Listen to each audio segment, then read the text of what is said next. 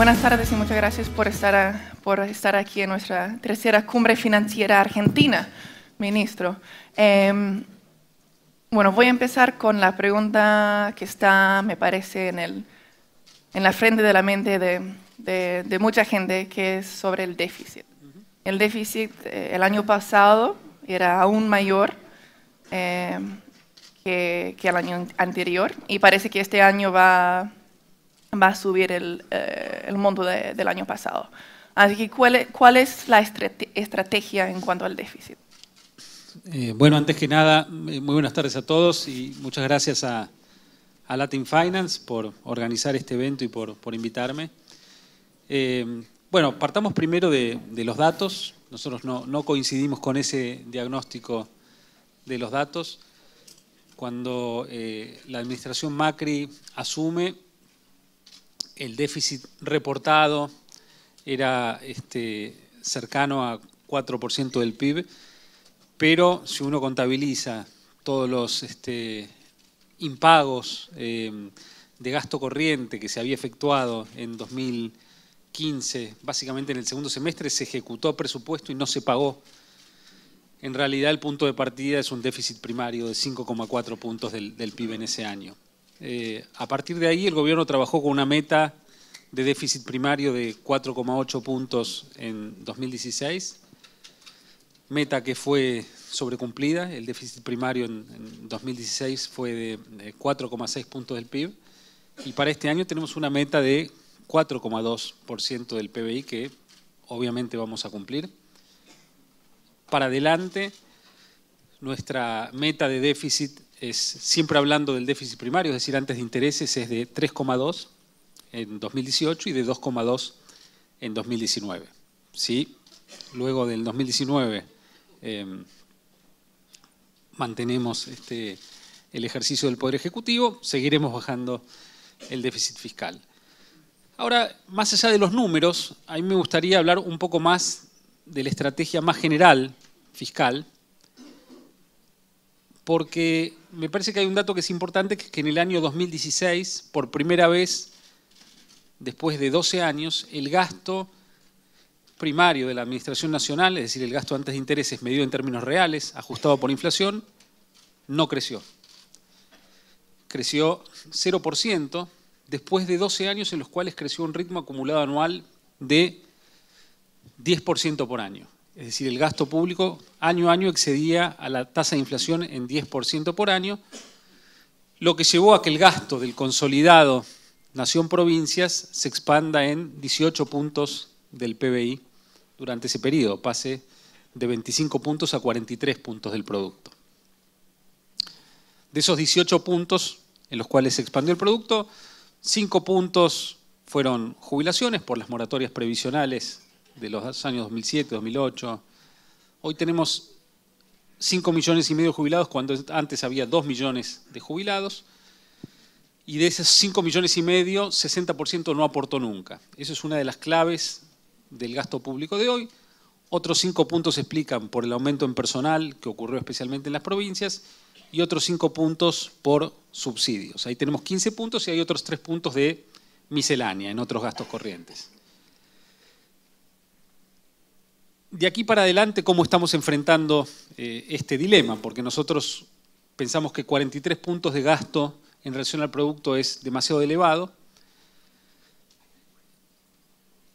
Entonces, tenemos una estrategia que esencialmente se basa en mantener el gasto primario en términos reales de aquí en adelante. Entonces, todo el crecimiento de la economía que ocurra en 2017, 2018, en los años subsiguientes, va a ir generando una baja en el ratio de gasto público a PBI, que en este año ya va a ser visible, vamos a bajar de 43 a 41.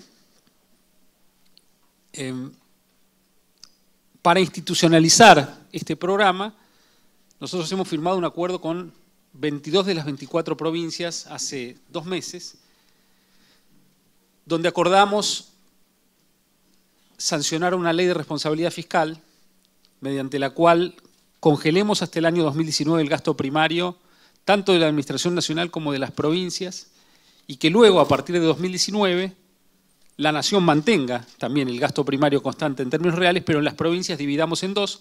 Las que tengan superávit van a tener que mantener el gasto corriente en términos reales, las que estén, o sea, van a poder aumentar el gasto en infraestructura en términos reales, pero no el gasto corriente, y las que estén en déficit van a tener que mantener el gasto primario constante hasta que cierren su déficit fiscal. Desde tu punto de vista, ¿cuál sería el déficit ideal, el déficit meta, digamos, para un país como Argentina? Bueno, en conjunto nuestros vecinos tienen déficits después de intereses de entre 3 y 4% del PIB, algunos más cercanos al 3 que al 4%. Si la Argentina crece al 3% anual, con un déficit primario de 1,5%, en el año 2020 estaríamos estabilizando nuestro ratio de deuda PBI en 37%. Y ese es nuestro programa de mínima, ¿no? Porque yo hablo hasta el año 2019, que es hasta donde tenemos hasta ahora mandato para gobernar. En ese año vamos a terminar con un déficit primario de 2,2. Vamos a estar ya a un tris de estabilizar el ratio de deuda PBI al año siguiente si bajamos el déficit primario por debajo de 2,2. Ahora, y a partir de ahí la deuda empezaría a bajar. Ahora, yo pienso que idealmente a mí me gustaría que la Argentina tenga superávit primario, pero sabemos que lo tenemos que hacer gradualmente. Es decir, venimos de una situación de mucho aumento del gasto público en la última década. La Argentina, cuando tuvo esos problemas, usualmente salió con grandes licuaciones, con shocks devaluatorios, licuaciones inflacionarias, reestructuraciones de deuda. Y yo creo que esta es la primera vez que el gobierno intenta salir del dilema fiscal en el que está y del dilema inflacionario en el que está de una manera distinta. Es decir, con un programa en el cual el gasto baja gradualmente, porque se congela el gasto real, pero junto con el crecimiento económico eso va permitiendo que el peso del sector público en el total de la economía vaya decreciendo y que a su vez podamos ir bajando impuestos. Y desde el punto de vista de la inflación también este es un programa distinto porque digamos, tenemos la idea de que podemos bajar la inflación creciendo, ¿no? Entonces, bajar la inflación a la vez que crecemos y reducir el déficit fiscal y la presión impositiva sin un esquema de mega licuaciones como las que se aplicaron en el pasado, es una novedad que genera un poco de ansiedad, porque, digamos, yo les puedo decir, miren, si la economía crece al 3% por año, con este programa, del 43% del PIB que teníamos de gasto público, cuando asumimos, en 3 o 4 años vamos a estar en 37%. Que es un avance muy grande ya, es un avance muy, muy importante que nos permite seguir con nuestra política en la cual vamos distribuyendo la mejora fiscal entre baja del déficit y reducción de la presión impositiva. Tal vez no sea un shock como en épocas anteriores, pero igual se ve que es un momento un poco difícil para mucha gente en Argentina. ¿Hasta qué punto puede este gobierno seguir empujando esos cambios? Bueno, yo creo que justamente lo que nosotros tenemos es un programa fiscal y monetario que es consistente con el programa político que tenemos. Es decir, nosotros tenemos minoría en ambas cámaras y necesitamos negociar con la oposición y de esa negociación surge en parte también el programa fiscal que tenemos. Ahora, yo iría por el contrafáctico, digamos, ¿cuál sería la situación si no estuviéramos implementando el programa que estamos implementando? Por supuesto es muy difícil de saber, pero sin duda, sin los cambios que se empezaron a implementar el año pasado, la economía en 2016 hubiera experimentado una crisis de magnitud.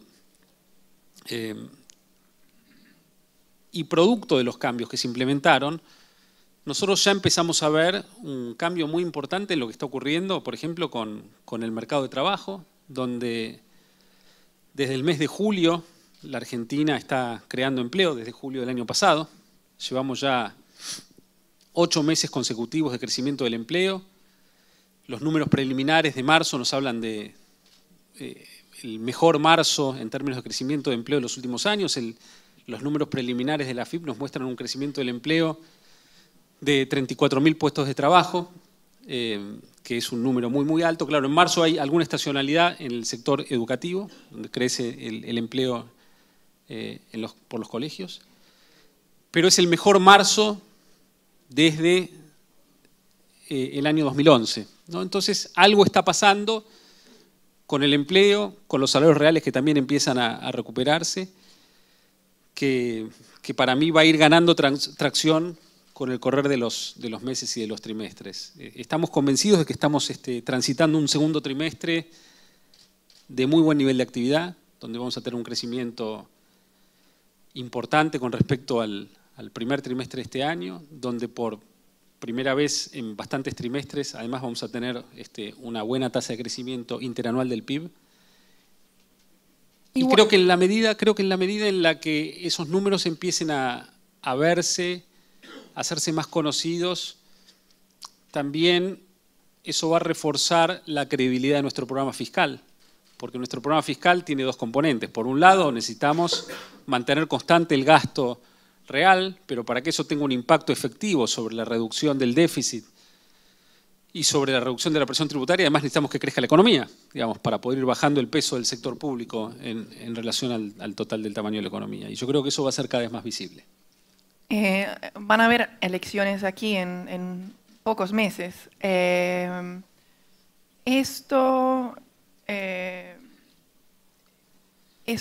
te da una pausa para seguir con algunas de las medidas que te gustaría implementar?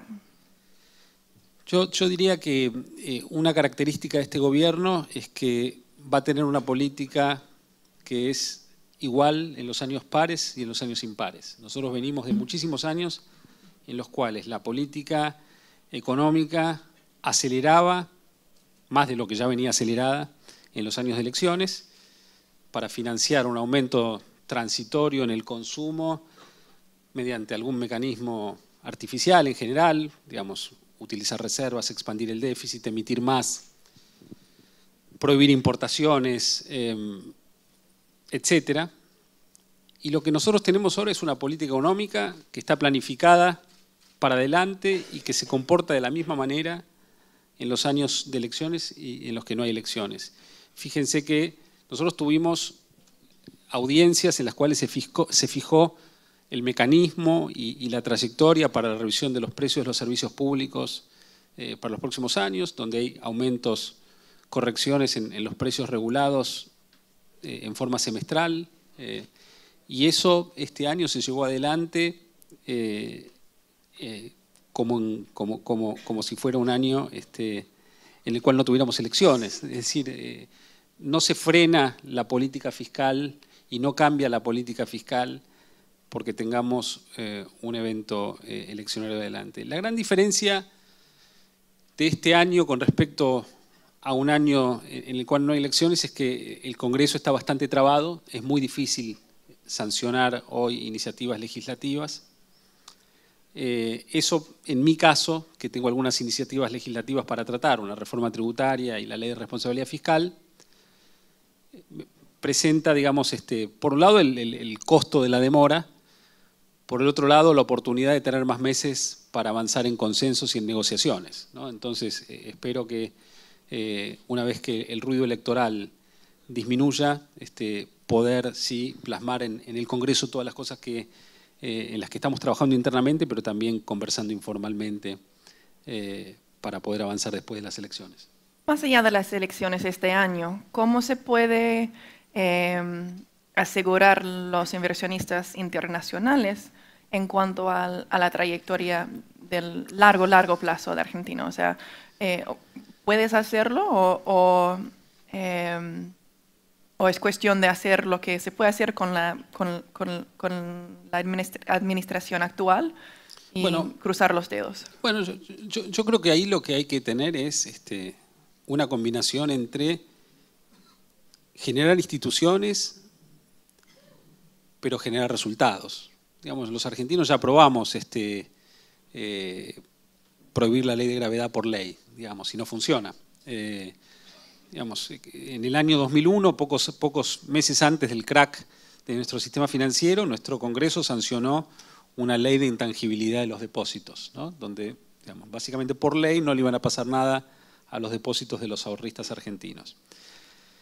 Entonces, obviamente, reconstruir un marco legal razonable en la Argentina, bajo el cual funcionemos, es importante, pero no asegura que ese marco legal vaya a ser respetado. Lo que tenemos que lograr es que el esquema económico que estamos, digamos, poniendo en marcha, que es intentar converger a lo que es una economía normal, digamos, con baja inflación, con un Banco Central independiente, con metas de inflación, una economía sin déficit fiscal, una economía más integrada al mundo, que ve al resto del mundo como una fuente de oportunidades y no como una amenaza. Lo que tenemos que lograr es que ese esquema genere resultados positivos para la sociedad, que le llegue a la gente y que sea una demanda de la sociedad mantener ese esquema económico. Entonces, si logramos, además de tener buenos resultados macroeconómicos, que esos buenos resultados macroeconómicos la sociedad los sienta, los perciba, que seamos, que prestemos atención a ser equitativos, que esas mejoras estén bien distribuidas, bueno, va a ser la sociedad misma la que va a proteger las reformas eventualmente de cambios en el futuro, porque no lo podemos hacer por ley. Necesitamos que la buena política llegue a la sociedad y que la sociedad demande que esas buenas políticas se mantengan. Eso es lo que pasó en buena parte de América Latina, ¿no? Entonces, los países de América Latina fueron aquellos en los que, independientemente del cambio de gobierno, en Chile, donde pasamos de gobiernos demócrata cristianos o gobiernos del Partido Socialista, o en Perú, o en Colombia, digamos, el núcleo central de una política económica racional, consistente, siempre se mantuvo. Y esa persistencia es la que genera a la larga resultados favorables. Ministro, ¿cómo ves tú la importancia de la calificación crediticia? ¿Están buscando actualmente una subida en esa calificación? Bueno, nosotros le asignamos un rol muy importante a la baja del costo del capital en nuestro programa económico, ¿no? Pensamos que cuanto más financiamiento tengamos y a tasas más bajas, más vamos a poder apalancar el crecimiento, porque vamos a poder reconstruir nuestra infraestructura más rápido, porque digamos, muchos más proyectos van a ser rentables, porque las familias van a poder acceder a crédito más accesible y a más largo plazo.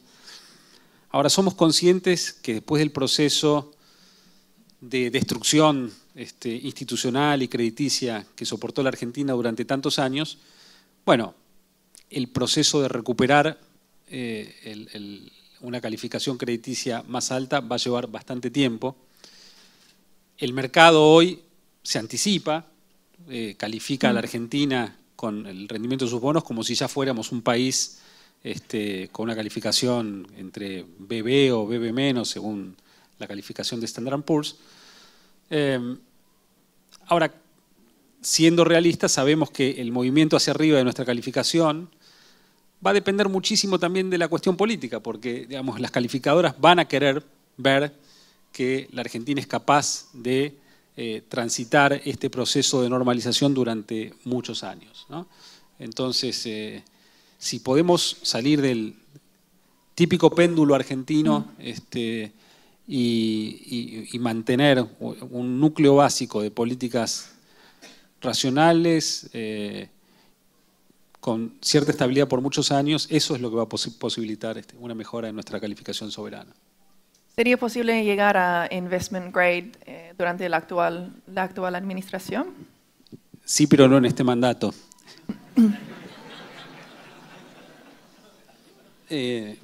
Digamos. Nos quedan un par de minutos. Sí. Vamos a hablar de crecimiento. algunos economistas están más pesimistas sobre las perspectivas de crecimiento de Argentina en comparación con los forecasts del gobierno.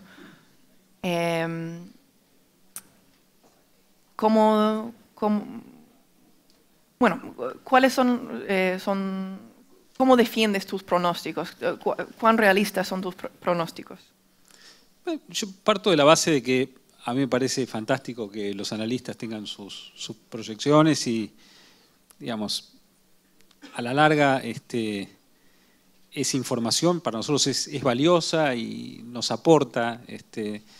Entonces no es que sea una disputa entre los pronósticos de los analistas y los nuestros. Nosotros a veces estamos viendo algunas cosas antes que mis colegas y tengo mucho respeto por ellos. De hecho, hasta hace 4 meses yo formaba parte de esa legión de analistas que estaban pronosticando el crecimiento del gobierno. Entonces, yo estoy muy confiado en que la economía argentina va a crecer algo más de 3% este año, va a crecer por encima del 3%, porque lo que veo es que estamos en un proceso de recuperación que se va acelerando, ¿no? Tuvimos un cuarto trimestre que creció a un ritmo anualizado del 2% contra el tercer trimestre, un primer trimestre que va a mostrar un crecimiento anualizado un poquito más alto que ese, y un segundo trimestre ya muchísimo mejor. Digamos, nuestros modelos de proyección y de estimación nos muestran un segundo trimestre ya muy, muy sólido,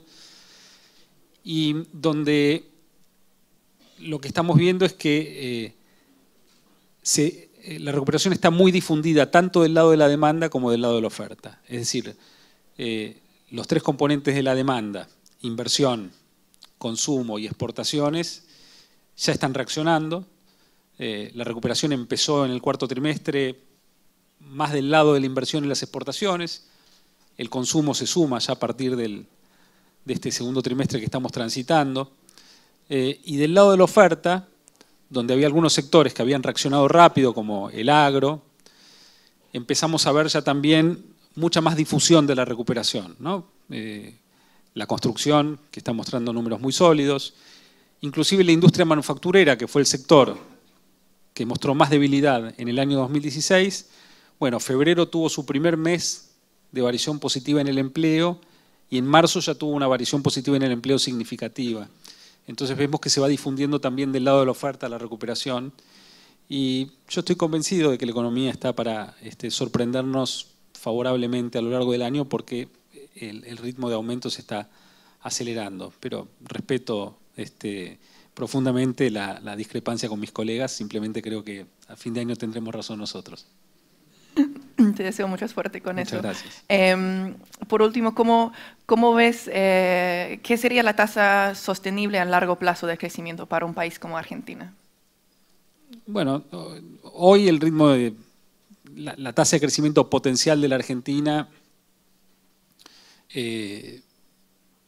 no es muy superior a 3-4%, porque tenemos una infraestructura muy, muy castigada, y hasta que no reconstruyamos la infraestructura, hasta que tengamos